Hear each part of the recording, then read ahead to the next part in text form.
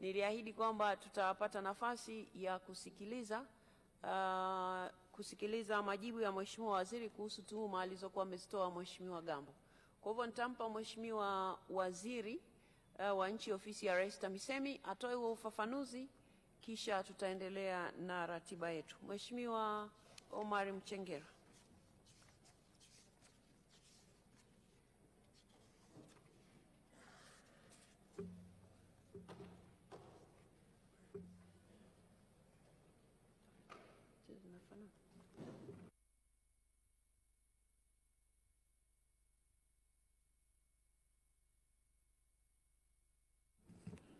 Mheshimiwa Spika, katika mjadala wa hoja za bajeti, Mheshimiwa Mrisho Gambo, mbunge wa jimbo la Arusha mjini, aliwasilisha tuhuma kuhusu miradi minne mikubwa inayotekelezwa na halmashauri ya jiji la Arusha kama ifuatavyo: ujenzi wa jengo la utawala la halmashauri, ujenzi wa soko la machinga, utengaji wa bajeti ya shilingi bilioni 1.6 kwa ajili ya kubomoa maduka eneo la stendi ndogo, kutokuwa na tija kwa halmashauri, na ujenzi wa barabara ya TACTIC kutoka stendi mpya kwenda Mbauda. Mheshimiwa Spika, naomba nichukue nafasi hii kutoa ufafanuzi katika hoja zote nne kama ifuatavyo. Mheshimiwa Spika, ujenzi wa jengo la utawala la halmashauri ya jiji la Arusha, kwa heshima ya bunge hili na kwa maslahi mapana ya taifa, ninaomba kuweka bayana ukweli wa hoja hii kama ifuatavyo. Kuhusu ujenzi wa jengo la utawala wa jiji la Arusha, ambapo alitoa tuhuma nzito dhidi ya utekelezaji wa ujenzi wa jengo hilo, akidai kuwepo kwa ongezeko lisilo halali la takriban shilingi bilioni 8 pamoja na madai ya mchanganyiko wa vipimo vya BOQ uliosababisha malipo ya fedha isiyostahili. Mheshimiwa Spika, mradi wa jengo la utawala ulianza mwaka 2019. Wakati huo Mheshimiwa Mrisho Gambo akiwa mkuu wa mkoa wa Arusha kama msimamizi mkuu. Ujenzi ulifanyika kwa njia ya force account na baadaye ukahama kutoka force account na kuingia kwa mkandarasi. Akapatikana mkandarasi mshauri ambaye akasaidia kupatikana kwa mkandarasi wa ujenzi Mheshimiwa Mrisho Gambo akiwa mbunge. Hii yote ilitokana na malumbano yaliyokuwepo kati ya Mheshimiwa mbunge na baraza la madiwani na aliyekuwa mkuu wa mkoa wakati huo, Mheshimiwa John Mongera. Malumbano hayo yalipelekea mradi kusimama kwa muda mrefu mpaka mwaka 2023 baada ya Mheshimiwa Waziri Mkuu kuingilia kati na baadhi ya watumishi kushtakiwa. Kamati ya fedha, mbunge alikuwa ni mjumbe wa kamati ya fedha wakati huo, hakushiriki kikao husika kwa ruhusa, lakini posho alichukua. Hii ilikuwa ni mwaka 2023. Ikampa mkandarasi ndugu Tribe Construction, lakini hakuweza kuendelea na kazi tena. Ikatokea malumbano baina ya mkandarasi na kazi ikaanza tena upya mwezi wa 4 mwaka 2024 na kuomba kulipwa malipo ya awali. Ndiyo jengo likaanza kujengwa na sasa lipo ghorofa ya 6. Mpaka sasa, Mheshimiwa Spika, mkandarasi amekwisha lipwa hati 2 pamoja na malipo ya awali. Jumla ya hati zote 2 ni shilingi bilioni 1 na milioni 200. Pamoja na malipo ya awali, jumla inakuwa ni shilingi bilioni 2 na milioni 200. Na jengo lipo ghorofa ya 6. Na kilicholipwa mpaka sasa ni kidogo kulingana na uhalisia wa jengo mpaka hivi sasa. Hivyo mkandarasi analipwa malipo yake kwa kazi alizofanya, zikihakikiwa pia na mhandisi wa jiji kwa kazi zilizofanyika tu. Mheshimiwa Spika, kwa ujenzi unaofanywa na mkandarasi mshauri huandaa hati ya malipo kulingana na kazi iliyofanyika. Hivyo basi hakuna fedha ya serikali iliyoibiwa mpaka sasa. Nasisitiza, hakuna fedha ya serikali iliyoibiwa mpaka sasa. Mheshimiwa Spika, kwa kuzingatia dhamira ya dhati ya kulinda fedha za umma, tuhuma zilizotolewa na Mheshimiwa Gambo zimechunguzwa. Niliagiza pia kufanyika kwa uchunguzi wa kina.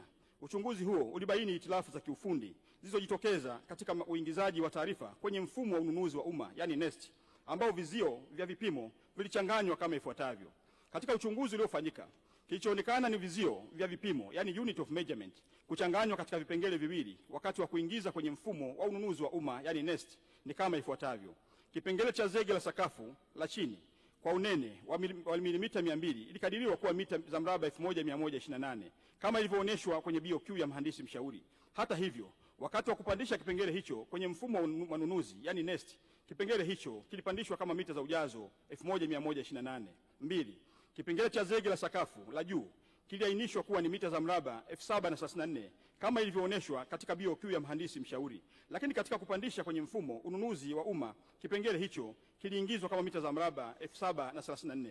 Mheshimiwa Spika, management ya jiji la Arusha ilibaini kasoro hizo na kumjulisha mshauri mwelekezi kuhusu makosa katika vizio vya upimaji uliojitokeza katika barua yenye kumbu namba BC.3/253/0/IE/149 ya tarehe 10 mwezi Februari 2025 na barua kumbu namba BC.3/253/0/IE/150 ya tarehe 18 Februari ya mwaka 2025. Mtaalamu mshauri alijibu barua hizo kwa barua yenye kumbu namba KA/ACC/ADM/2024/20 ya tarehe 28 Februari 2025 kwa kukiri kupokea mapungufu hayo, na alichukua hatua za kumwandikia mkandarasi kumweleza mapungufu yaliyojitokeza kwa barua yenye kumbu namba KA/ACC/admin/2024/24 ya tarehe 7 Machi 2025. Mheshimiwa Spika, mkandarasi alimjibu mtaalamu mshauri kwa barua yenye kumbu namba TRB.JV.TBW/admin/ACC/HQ ya 2025 ya tarehe 8 Machi 2025 akikubali mabadiliko hayo ya vipimo tangu mwezi Machi kama yalivyoonekana katika mkataba. Taratibu za kuandaa mabadiliko addendum zinaendelea kwa mujibu wa sheria ya ununuzi wa umma sura namba 410.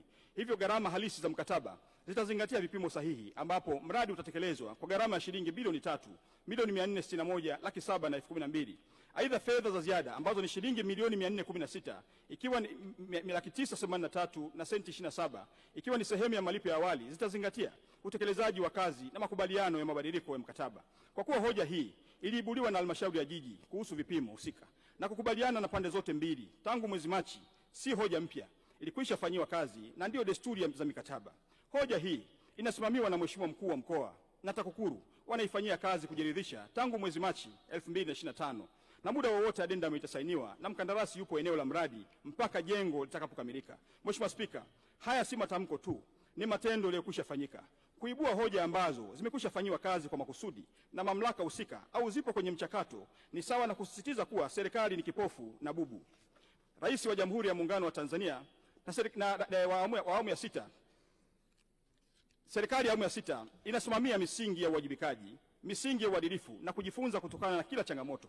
Hatufichi makosa tunayakabili kwa ujasiri, kwa sababu kama alivyosema baba wa taifa Mwalimu Julius Kambarage Nyerere, hatupaswi kuwa na serikali ya kuogopwa, bali serikali ya kuheshimika kwa uadilifu wake. Kwa njia hii tunawaonesha Watanzania kuwa serikali yao ni ya watu, kwa watu na kwa ajili ya watu. Tunapambana na dosari kwa uwazi, tunalinda rasilimali kwa uaminifu na tunasimama na kusimamia kila senti kwa jicho la uzalendo. Mheshimiwa Spika, serikali hii imedhamiria kuwa sio tu msimamizi wa maendeleo, bali ni nguzo ya maadili ya taifa. Tunaamini kuwa kuaminiwa ni mtaji mkubwa kuliko hata fedha, na kwa kila hatua tunayochukua kurekebisha dosari tunazidi kuijenga serikali ambayo Watanzania wanaweza kuiamini. Serikali inayosema kweli inachukua hatua, na hatua hizi zilizokwisha chukuliwa.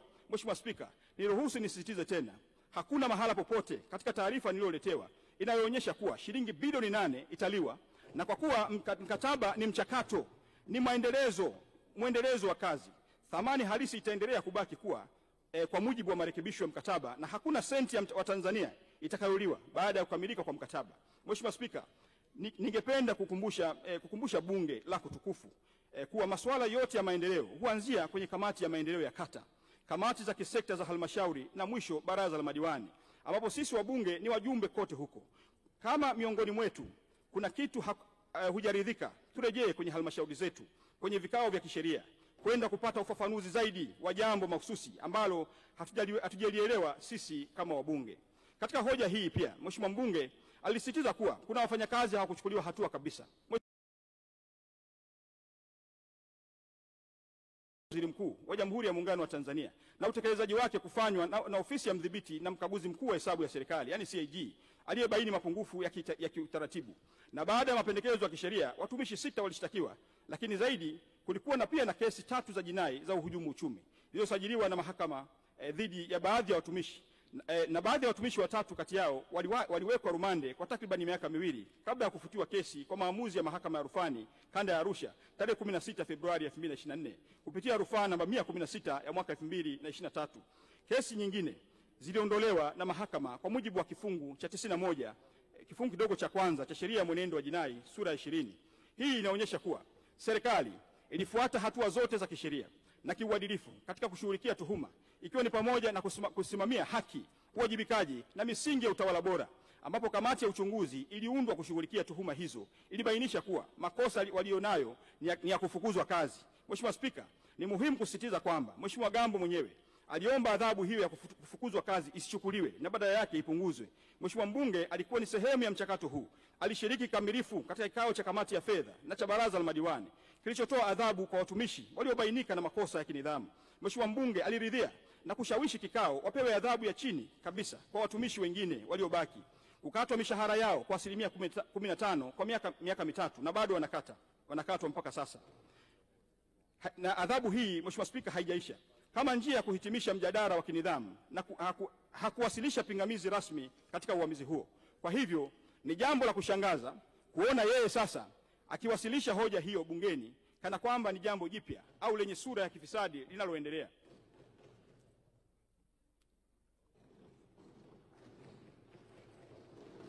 Kuhusu ujenzi wa soko la machinga. Mheshimiwa Spika, kuhusu ujenzi wa soko la machinga, kiasi cha shilingi milioni 500 kutotumika hadi sasa.